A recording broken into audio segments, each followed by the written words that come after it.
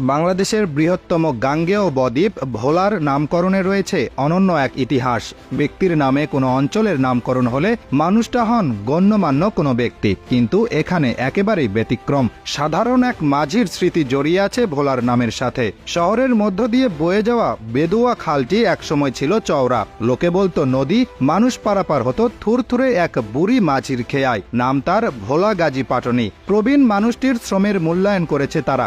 জেলার নাম হয়েছে মাঝির নামে। একসময় ভোলা ছিল বরিশালের অংশ, পরে কেটে দেওয়া হয় নোয়াখালীতে, আবার পরে ফিরে বরিশালে, শেষে নিজেই হয় জেলা। আদি নাম ছিল দক্ষিণ শাহবাজপুর।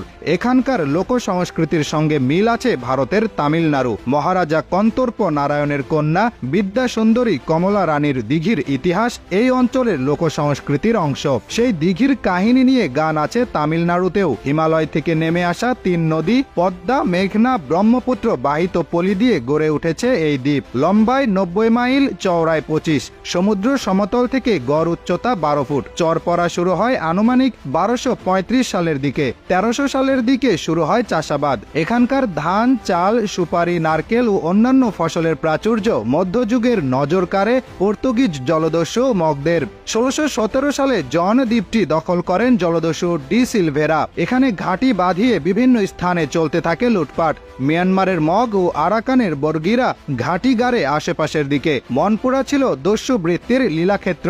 অত্যাচারের মাত্রা ছাড়ালে বাংলার সুবেদার শায়েস্তা খান 1628 সালে শুরু করেন অভিযান। পর্তুগিজরা চলে গেলেও রেখে যায় ভয়াল দর্শন, ভ্রমশ কুকুর। সেগুলোর উত্তরাধিকার রয়ে গেছে আজও। অষ্টাদশ শতকে দক্ষিণ শাহবাজপুরের আয়তন ছিল 252 বর্গমাইল। 1822 সাল পর্যন্ত সেটি ছিল বাকেরগঞ্জ মানে বরিশালের অংশ।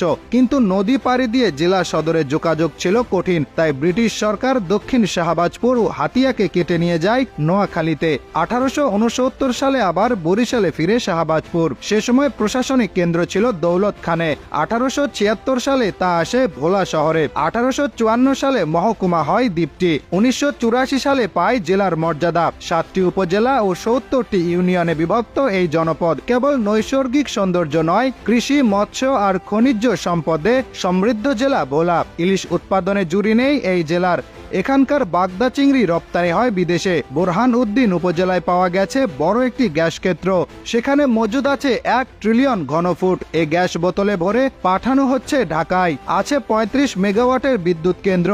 দক্ষিণে চর কুকিমুখী, ঢালচর ও চর নিজাম সহ অসংখ্য চর পর্যটকদের জন্য আকর্ষণীয় স্থান। এ জেলার আয়তন 3403 বর্গ কিলোমিটার। জনসংখ্যা 21 লাখেরও বেশি। সারা দেশের তুলনায় এখানে জনঘনত্ব কম, প্রতি বর্গ কিলোমিটারে বাস করে 500 জন। তবে শিক্ষায় কিছুটা পিছিয়ে ভোলা। এখানে শিক্ষার হার 50% আশেপাশে। জেলার মানুষদের একটি অংশের পেশা মাছ শিকার। মেঘনা তেতুলিয়ার তীরে ঘেঁষে রয়েছে ছোট ছোট জেলে পল্লী। মাছ ধরার মৌসুমে বাড়িতে বাড়িতে চলে উৎসব। এখনো জেলায় দাঁড়িয়ে অনেক জমিদার বাড়ি। দৌলত খানের জমিদার কালারায়ের বাড়ি ছিল আরো বিখ্যাত।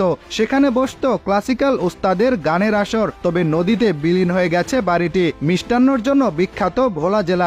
ঝিঙ্গারহাটের মিষ্টি ও ঘোষের দধির সুনাম দীর্ঘকাল ধরে। জেলার মহিষের টক দইয়েরও আছে সুনাম। মহিষ পালনেও বিখ্যাত জেলাটি। বিভিন্ন চরে আছে অর্ধ শতাধিক মহিষ বাঁধা। ওই দুধ থেকে তৈরি হয় মিষ্টি, দই, পনির, ক্ষীর। রাজনীতিতে বহু পরিচিত মুখ উঠে এসেছে ভোলা থেকে, যেমন তোফায়েল আহমেদ। তিনি পাকিস্তান বিরোধী আন্দোলনের উজ্জ্বল নাম। বাংলাদেশে মন্ত্রী হয়েছেন একাধিকবার। জাতীয় পার্টির মন্ত্রী ও ঢাকা সিটি কর্পোরেশনের মেয়র নাজিউর রহমান মঞ্জুরুলের বাড়ি এখানে। তারই ছেলে আলোচিত রাজনৈতিক আন্দালিব রহমান পার্থ। বিএনপি সরকারের ধর্মমন্ত্রী মোশাররফ হোসেন শাহজাহান ও ভোলার মানুষ। তিনি 1970 সালে আওয়ামী লীগের হয়ে ভোটে জেতেন। পক্ষ ত্যাগ করেন মুক্তিযুদ্ধের সময়। আওয়ামী লীগের কেন্দ্রীয় নেতা ইউসুফ হোসাইন হুমায়ুন, বিএনপির হাফিজ উদ্দিন পক্ষ ত্যাগ করেন। আহমদার শিখর এখানে। বীরশ্রেষ্ঠ মুস্তফা কামাল ও ভোলার সন্তান। ব্রিটিশ বিরোধী বিপ্লবী নমিনী দাস ও ফুটবলার আমিনুল হকের জন্ম এই মাটিতে।